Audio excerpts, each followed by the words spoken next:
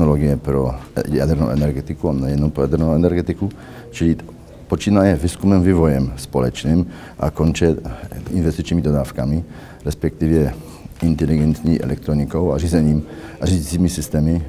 To jsou oblasti, ve kterých česká ekonomika a české firmy jsou okamžitě připraveny přijmout, akceptovat, adaptovat spolupráci s angielským, brytyjskim know-how a z brytyjskimi firmami. W Polsce, tak jak w Wielkiej Brytanii, jest największe w Europie przyzwolenie i społeczna akceptacja dla energetyki atomowej czy jądrowej, ale oczywiście poparta zaufaniem do władzy, do polityków, do decydentów, że będą budować w oparciu o najnowocześniejsze technologie, o najwyższe standardy bezpieczeństwa. Wy macie już wdrożoną energetykę jądrową, którą zamierzacie istotnie rozbudowywać i modernizować.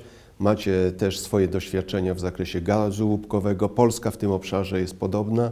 Mamy ambicje, aby w roku 2025, najdalej w 2030, 10% w naszym miksie energetycznym pochodziło już z energii atomowej. For the Romanian government, the nuclear sector was always included on the list of top priority projects. So we do want to build some 2 new reactors. We think that for the future of Romania and for the energy supply, it is major. Why? Because as a lot of other European countries, our coal-fired facilities are quite obsolete. They will have to be replaced. And this struggle with the CO2 emissions and all this makes a lot of sense to look at nuclear. The nuclear industry is a worldwide industry, and the cooperation is also needed in the worldwide sense.